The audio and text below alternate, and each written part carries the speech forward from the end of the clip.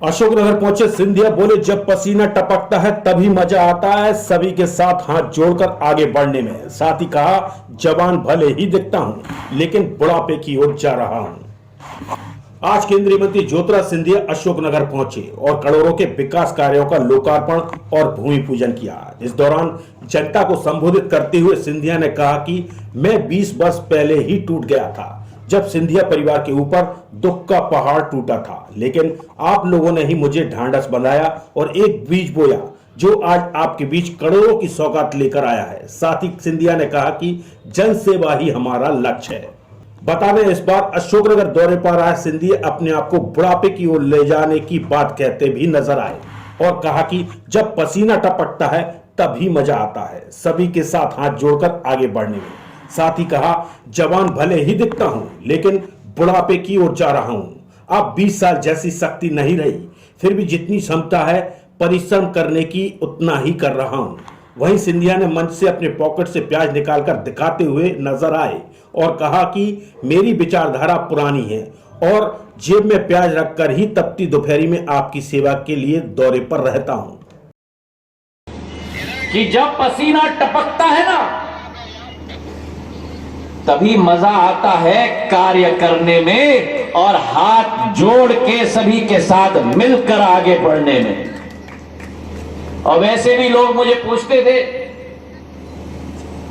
कि आप इस तपती हुई धूप में कैसे दौरा करते हो एसी के बिना। तो मैं कहता हूं कि मैं थोड़ा जवान शायद दिखता हूं पर बुढ़ापे की तरफ मैं भी चल रहा हूं। अब 20 साल पहले की स्थिति हमारी नहीं रही। अब ये सारे युवा मोर्चा के नौजवान, अजय, सब नौजवान बैठे हुए हैं, पर फिर भी जितनी क्षमता है परिश्रम करने की, मेहनत करने की, लेकिन विचारधारा मेरी प्राचीन है। और पुराने जमाने में क्या किया जाता था? ब्यूरो रिपोर्ट, स्वदेश जब अन्नदाता सुबह 5 बजे उठ के खेत में जाता था तो उस भैया की तरह सिर के ऊपर दुपट्टा लपटते हुए और सिर के ऊपर दुपट्टा लपटते के साथ पॉकेट में प्याज।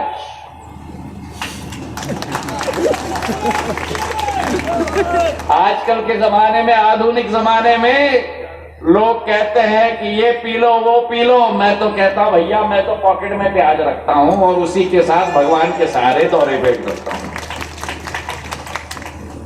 और यही आपका और हमारा रिश्ता रहा है।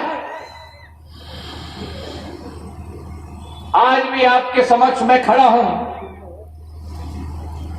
मुझे 2002 का साल याद है, जब सिंधिया परिवार के ऊपर एक दुख का पहाड़ टूटा था। और उस समय जो ढाढ़स आपने दिया मुझे, जो आपका आशीर्वाद और बंधन मुझे प्राप्त हुआ,